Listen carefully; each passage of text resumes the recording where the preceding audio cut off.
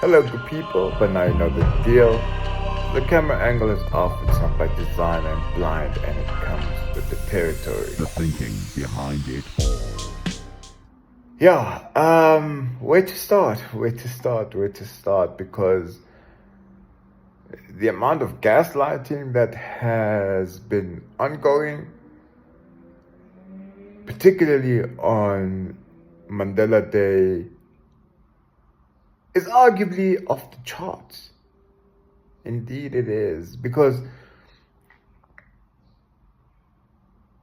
Mr. Ramaphosa's main ally, or at least a key one in the National Executive Committee of the African National Congress, made a public appearance. And he spoke. This is despite the allegations that have been leveled against him. Now, of course, the political argument will be that he's entitled to his views. He's not actually punished as a member of the ANC. Due process, good people. And yes, indeed, if only life were that simple, right? Because not so long ago, this is the very same party that told us about step aside. Yes, it's a distant memory right now because it's no longer convenient to play that political card. But it was apparently, when we were crusaders against corruption, noble to step down and not represent the most corrupt party in South Africa, or accused number one, as its president declared a few years ago. And this is a point in time when a big issue was being made about the integrity of leaders of KwaZulu-Natal. But now, apparently, in light of the allegations, serious as they are, of Senzo Mchunu being among the persons to find themselves in murky water when it comes to organized crime in South Africa, though he's been serving at the quote-unquote behest of the president as minister, it's somehow understandable and tolerated that he should speak to communities, and of course this be broadcasted to the entire country on 18 July 2025. Is it surprising? No. Is it hypocritical? Yes. But what's new when it comes to this particular version of the ANC, right?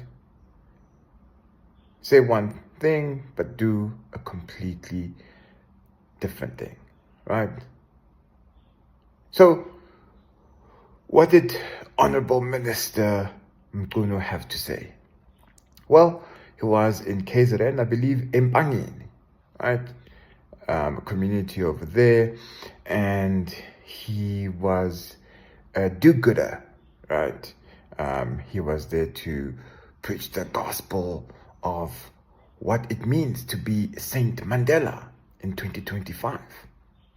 And to tell community members definitely what the late President Nelson Mandela would not approve of.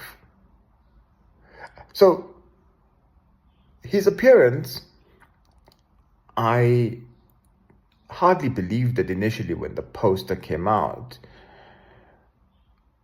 was anticipated by media, and it was widely discussed by media, and rightly so, right? And the funny thing is, there were so many themes from that. Usually, what would have trended is how he took a swipe at Zuma, because he did, right? But given how extraordinary Senzo Mchunu has been in terms of the allegations leveled against him by General Mkhwanazi, Now even people are like, nah. Forget about the Zuma factor for now. Let's focus on the issue at hand, which is good, right? I'm liking this level of maturity. What I did not like, though, as a side point before we go into why this was just a gaslighting performance by Mr. Mchunu, right, is the South African Broadcasting Corporation. The political editor, Umzwandile Beje. I heard man that disappoint about it. No. No, this is too much, right? So I don't know whether this interview he did before or after Mr. Mchunu, great minister that he is, spoke at the community event. But anyway, Mchunu then does this interview, or is being interviewed by Ehretman Umzwandile. And of course, being a politician, he now remembers that, oh my word, I've got a base. And in light of these allegations, I certainly need to appeal to my base. So, right? Good and well, because language is power. I understand the game, and I'm sure many others also do. And there's Grootman on the national broadcaster. Please understand the significance of this. And he goes and says, Minister, can you please speak in a language that both you and I can understand and that everybody else can understand? I'm not quoting him verbatim, but this is what he expresses, that they should speak in English because it's a language that is understood by many people, by more people. I believe Census 2022, if the SABC is unaware, denoted that English is the 5th most spoken English language in South Africa. 5th.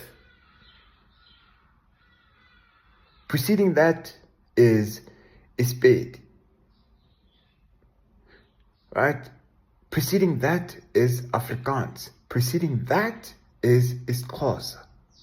And the most spoken language as a first language of preference for most South Africans is isiZulu. But there you have a veteran journalist, because he is, making those remarks on the national broadcaster, state-sponsored, in which I believe all official languages are acknowledged. So it was a lazy moment when a journalist could not be like, okay, I will summarize by way of translation what you are saying. Because there are skills to this, right? He could have allowed him to respond to questions, and then he could have, in having a conversation or asking his follow-up question, summarize what was just said. It's possible. It's not impossible. That's the point I'm making. Nevertheless, that's a side point. So,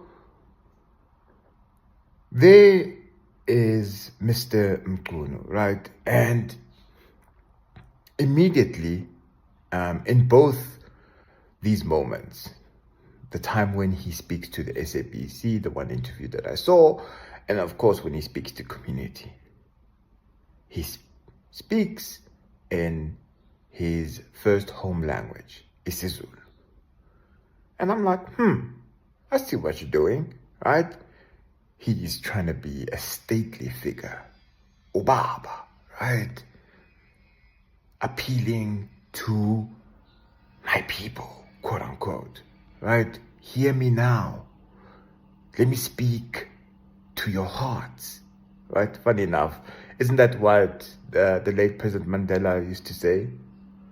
That if you want to speak to a man or to a man's heart or to a person's heart or to a human's heart, I forgot the exact quote, but you gotta speak in his language.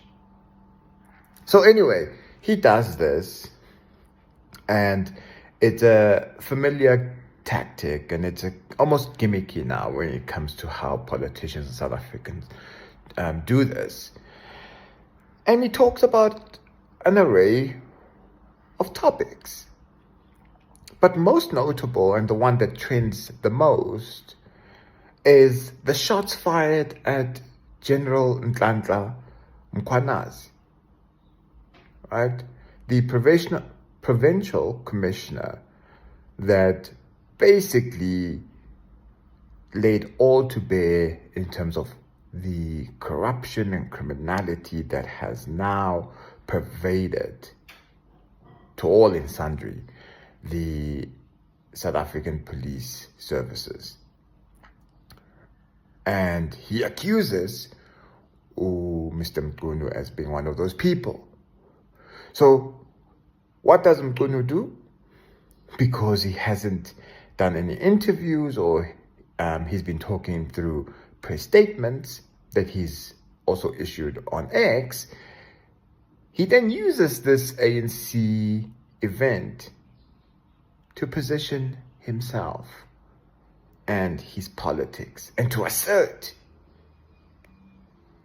his authority as an ally of Mr. President Cyril Ramaphosa.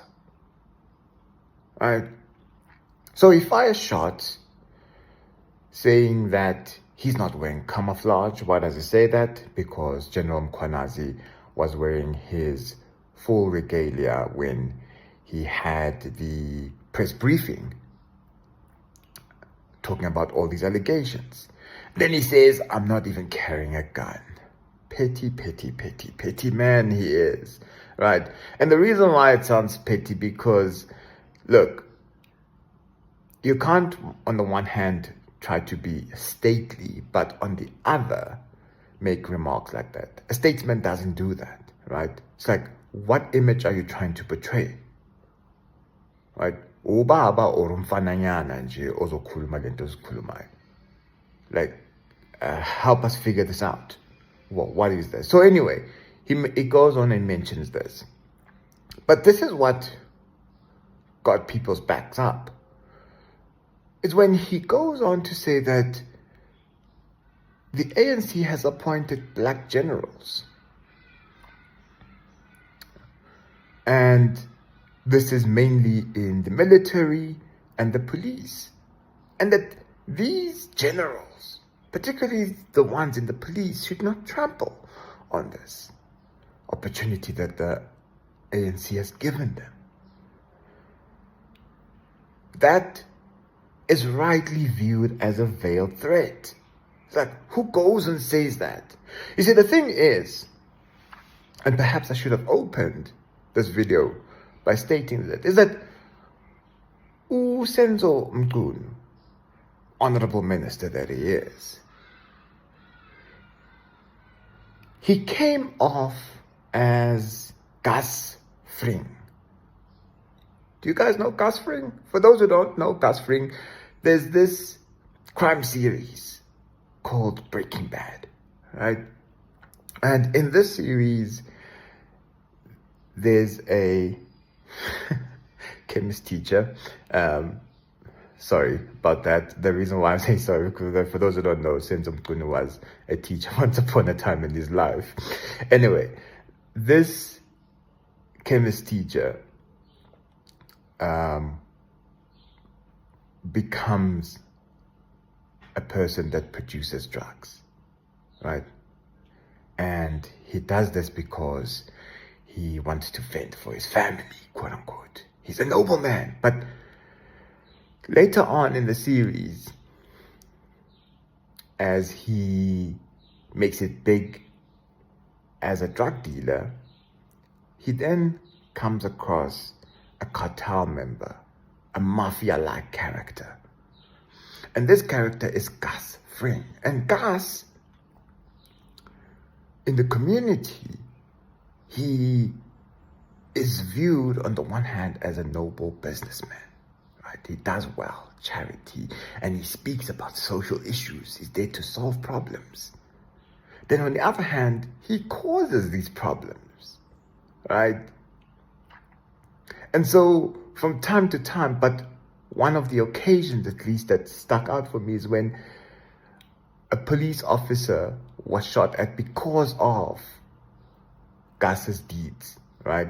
As a significant drug dealer, peddler, manufacturer, right? And then he appears and he's like, oh, ooh, this is bad, and so on and so forth. That's what Senzo Mchunu, as the Honorable Minister, comes across at this Nelson Mandela Day event. It's like, poof, here you see me. I'm here to talk to you about the ills of society and the greatness of the African National Congress. And bear in mind, I am an important man to the president of this country. It reeks of arrogance.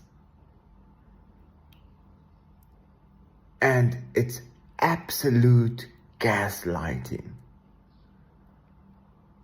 So, after firing the shots, then he goes on to talk about the importance of Mandela Day and the man himself, the late president, right? And I won't lie, he just sullied, right? Drama aside, critique aside about Umkhulu Mandela, right? His good name, right? He sullied it because he wants to come and talk about how he would have not been happy about drug use, alcohol abuse, and all these other social ills that we see in society. But more than that, of course, since he was a hero, a national hero at that, people should be doing good in their communities. Kind of like the usual spiel about Nelson Mandela, how it talk about him as a teddy bear, but don't talk about him as a once upon a time fierce warrior, right? An actual SJW. But anyway, so he talks about all of this, and you just can't help note the contradictions, right? In terms of, on the one hand, how Mandela's legacy is portrayed, but on the other hand, how he contradicts it, or contradicts that portrayal, right? Because you have the media on this day telling you how great Mandela is and how noble he is and how he's a person of integrity.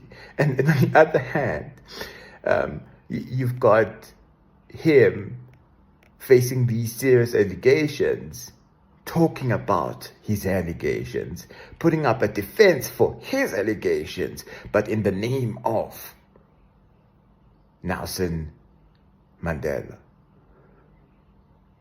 That is wild. It's absolutely wild, right?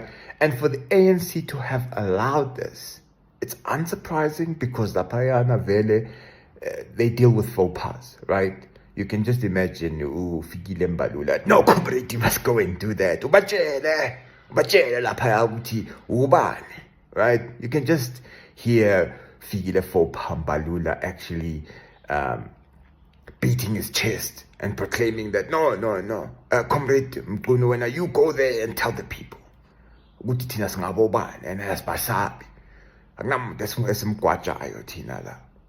right? So it's not surprising in that sense, because this ANC is definitely one that moves left and of course moves right in a completely different and opposite direction for its different actions. So it speaks left and its actions are completely contradictory, and they are right.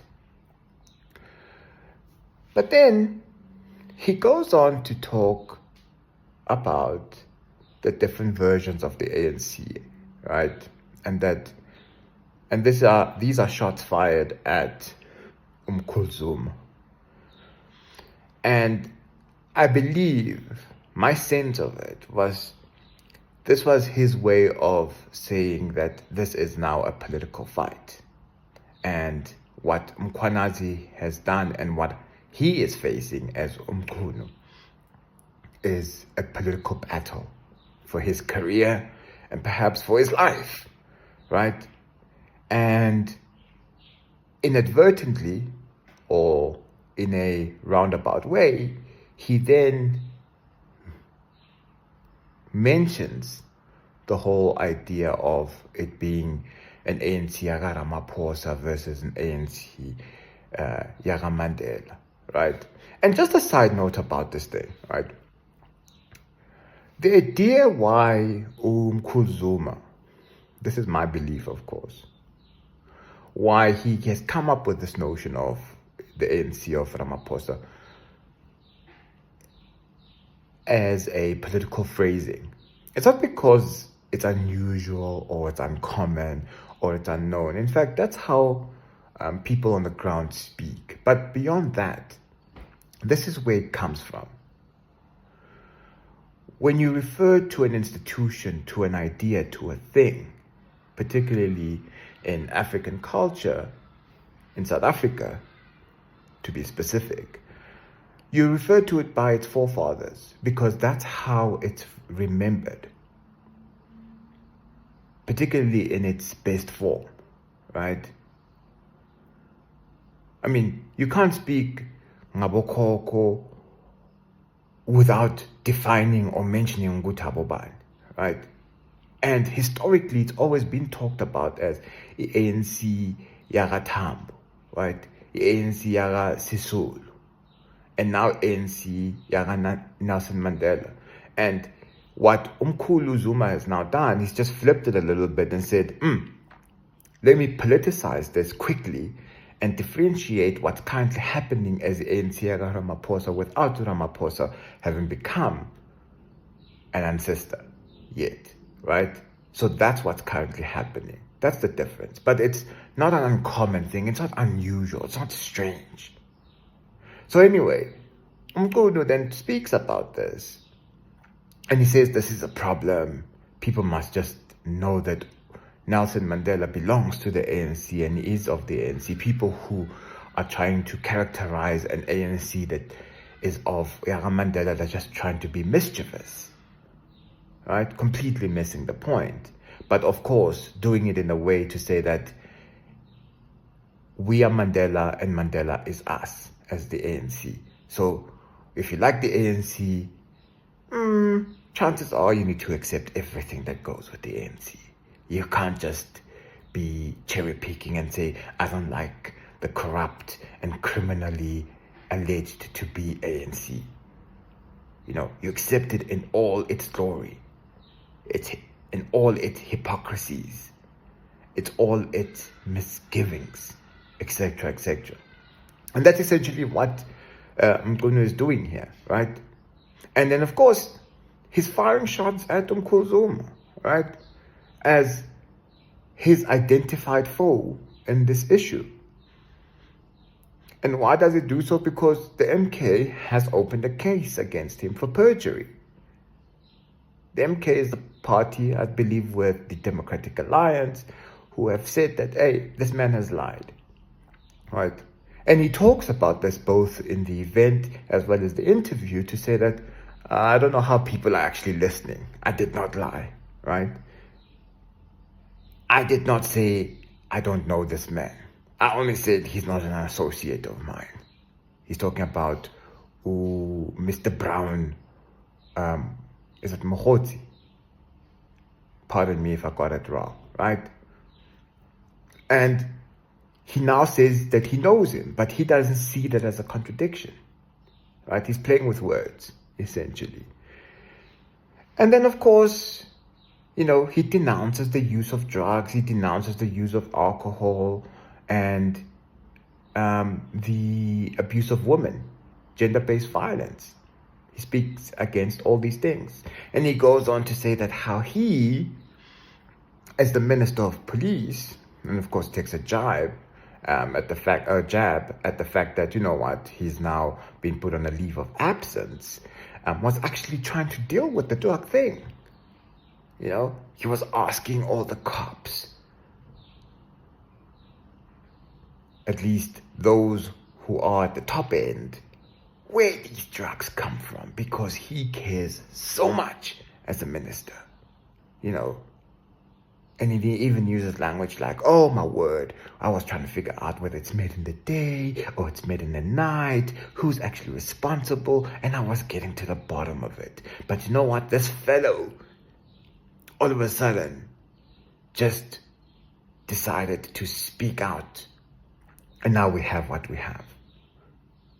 So that's him appealing to the conscience of his base, right? Trying to make a moral claim to say, no, I'm with y'all. I think drugs are bad too. Don't mind all these allegations that I'm facing. Manipulation, guys, that's how it works. That's how it works.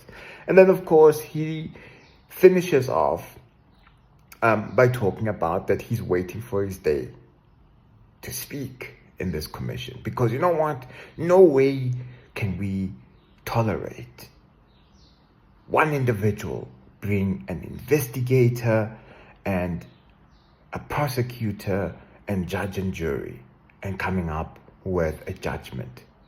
That cannot be tolerated. People must listen to his side of the story, right? And through all of this, it's amazing how Senzo Mchunu, honorable minister that he is, wants to talk of General Mkhwanazi as someone who is bullying him. Right? Like, think of that dynamic. General Mkhwanazi ule phansi, right? In terms of this hierarchy. Mkhwanazi is there at the top. Some might even argue that he is Mr. Ramaphosa's right-hand man in many respects, given what's happening in politics, particularly in KZN. But then he wants to play the card of, this man is victimizing me. Now consider the influence that Mchunu has, right? This man has not been fired as minister. He and his boss have been alleged to do very bad things, and they often get away with these things. So who's the victim here? Right? And that is what I find to be the most gaslighting aspect of this entire saga as it plays out, is that the ANC is reverting to old tactics, right? The tactics of yesteryear, of trying to play the good guy when you know very well that the game has shifted so much. And largely it's owed to your doing as the party. And now you want to tell the people that, oh, please, can we revert to the rules that we had before? And then the people are supposed to what? Just grin and swallow and keep it moving? No, it cannot be.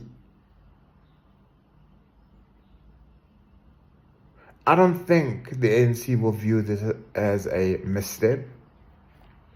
If anything, they will come out defending it. Something along the lines of, this was planned for a long time ago, and you know what? The man is innocent until proven guilty. Yada, yada, yada. Right?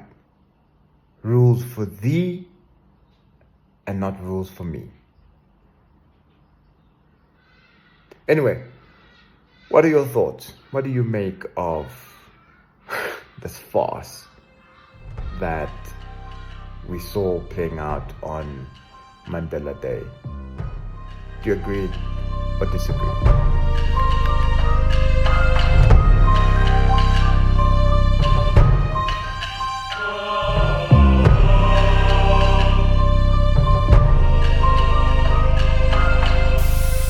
The thinking behind it